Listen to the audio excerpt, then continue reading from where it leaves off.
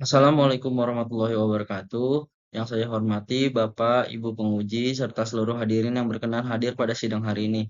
Pertama-tama marilah kita panjatkan puji syukur kehadirat Allah Subhanahu wa Ta'ala, karena dengan rahmat dan karunia-Nya kita dapat berkumpul dalam keadaan sehat untuk melaksanakan sidang laporan praktik kerja lapangan.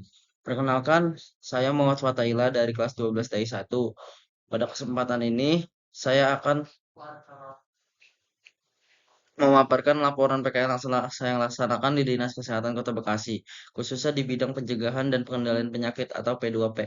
Selama pelaksanaan PKL, saya memperoleh pengalaman mengenai kegiatan pencegahan, pemantauan, dan pengendalian penyakit menular maupun tidak menular yang menjadi tugas utama di bidang P2P. Melalui pemaparan ini, saya berharap dapat menyampaikan hasil kegiatan PKL saya secara jelas.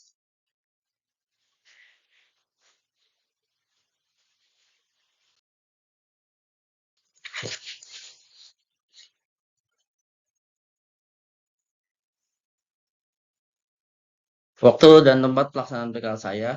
Waktu pelaksanaan PKL praktik kerja lapangan dilaksanakan selama 3 bulan dari tanggal 13 Oktober 2025 sampai dengan tanggal 27 Desember 2025. Dengan pelaksanaan sebagai berikut: hari Senin sampai Jumat, jam kerja 7.30 sampai dengan 16.00 WIB. Tempat pelaksanaan PKL praktik kerja lapangan dilaksanakan di Dinas Kesehatan Kota Bekasi. Alamat Jalan Pangeran Jayakarta, Kelurahan Harapan Mulia, Kecamatan Medan Satria, Kota Bekasi.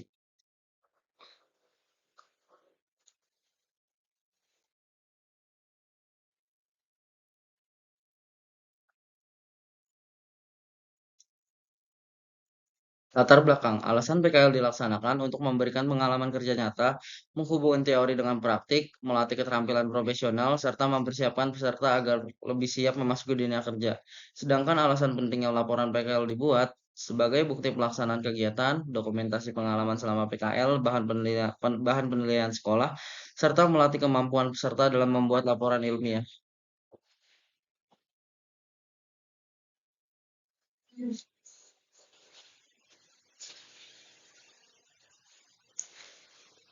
Jenis bidang. Bidang pencegahan dan pengendalian penyakit atau P2P. Bidang P2P adalah bagian yang bertugas mencegah, mengendalikan, dan menanggulangi berbagai penyakit di wilayah Kota Bekasi. Bidang ini memastikan masyarakat terlindungi dari penyakit menular atau PM maupun tidak menular atau PTM. Tugas utama bidang P2P: 1. Melakukan pencegahan penyakit menular seperti DBD, TB, HIV atau AIDS, COVID-19, dan lainnya. 2. Melaksanakan surveillance kesehatan, yaitu pemantauan data kasus penyakit. 3. Mengendalikan wabah atau KLB apabila terjadi peningkatan kasus penyakit. 4. Melakukan edukasi dan upaya promotif untuk mencegah penularan penyakit. 5. Mengevaluasi dan melaporkan perkembangan penyakit kepada pemerintah daerah. 6. Melakukan koordinasi dengan puskesmas dan fasilitas kesehatan untuk memprogram pengendalian penyakit.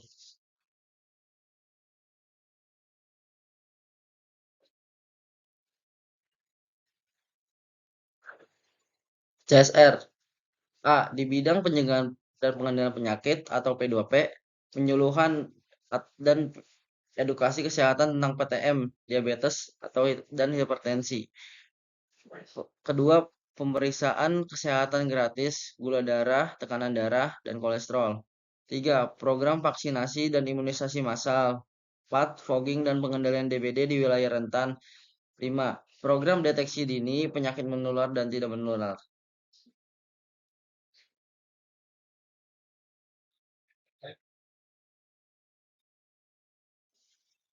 Dasar teori. A. Definisi penyakit menular dan penyakit tidak menular atau PTM. A. Penyakit menular. Penyakit menular adalah penyakit yang disebabkan oleh agen biologis, virus, bakteri, parasit, atau jamur yang dapat berpindah dari satu individu ke individu lain secara langsung atau tidak langsung, misalnya melalui udara, kontak, makanan atau air, atau vektor. Upaya pengendalian penyakit menular dalam konteks P2P meliputi imunisasi, deteksi dini atau screening, surveillance epidemiologi, pelacakan kontak, intervensi lingkungan, kebersihan, kontrol vektor, isolasi atau karantina bila perlu untuk menghentikan penularan dan mencegah wabah. B. Penyakit tidak menular atau PTM. PTM menurut regulasi di Indonesia Untuk program penanggulangan didefinisikan sebagai penyakit yang tidak bisa ditularkan dari orang ke orang dan perkembangan penyakitnya cenderung kronis serta berlangsung dalam jangka waktu panjang. Faktor penyebab PTM umumnya berbeda, berkaitan dengan faktor risiko yang dipengaruhi gaya hidup, perilaku, lingkungan, seperti pola makanan tidak sehat, kurang aktivitas fisik, rokok, konsumsi alkohol, serta polusi, faktor genetik, dan lain-lain. Oleh karena itu, pengendalian PTM dalam P2P menekankan aspek promotif dan preventif, gaya hidup sehat, deteksi dini, dan faktor risiko. Edukasi, screening, kontrol lingkungan, meskipun aspek kurang kuratif.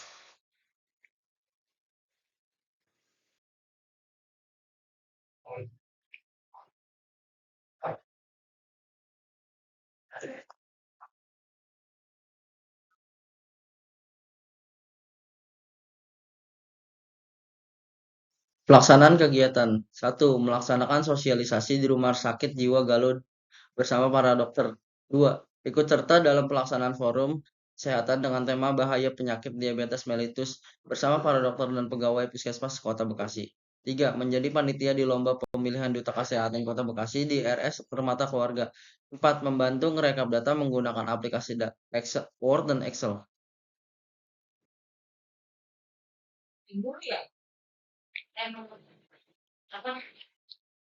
Alat kerja yang saya gunakan selama PKL adalah satu, Sreples untuk men-Sreples dokumen untuk diantar. Kedua, Post-it untuk menandai dokumen. Tiga, alat printer untuk mengeprint dan menggandakan dokumen penting. Empat, pulpen untuk menulis dokumen yang harus diisi.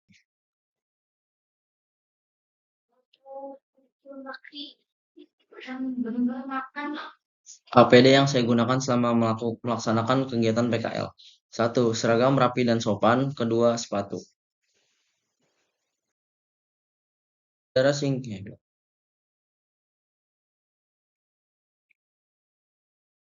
Sejarah singkat perusahaan. Perusahaan Dinas Kesehatan Kota Bekasi didirikan pada tahun 2003 dengan tujuan untuk meningkatkan derajat kesehatan masyarakat melalui peningkatan akses terhadap pelayanan kesehatan yang berkualitas, upaya pencegahan dan pengendalian penyakit, serta peningkatan status gizi masyarakat. Selain itu, dinas ini juga tujuan untuk menjamin ketersediaan sumber daya kesehatan yang merata dan berkualitas. Sejak awal berdirinya perusahaan telah berfokus pada kesehatan masyarakat, pencegahan dan pengendalian penyakit, pelayanan kesehatan, termasuk rujukan dan primer, serta sumber daya kesehatan dan terus berkembang menjadi salah satu pemeran utama di industri ini. Flowchart. Satu, mulai. Dua, datang ke tempat PKL. Tiga, absen masuk.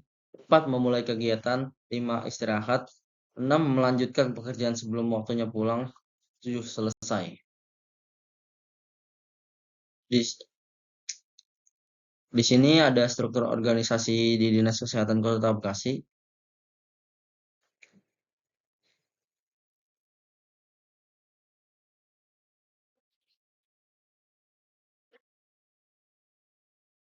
Kesimpulan, selama PKL di bidang kesehatan, saya mampu melaksanakan tugas administrasi dan kegiatan pelayanan dengan baik, seperti mengelola dokumen, mengolah sosialisasi kesehatan, keterlibatan dalam secara resmi, dan kerjasama dengan tenaga kesehatan menunjukkan bahwa saya telah memperoleh pengalaman kerja dan pemahaman dasar tentang lingkungan kerja di fasilitas kesehatan. PKL ini menjadi bekal penting untuk kesiapan saya memasuki dunia kerja.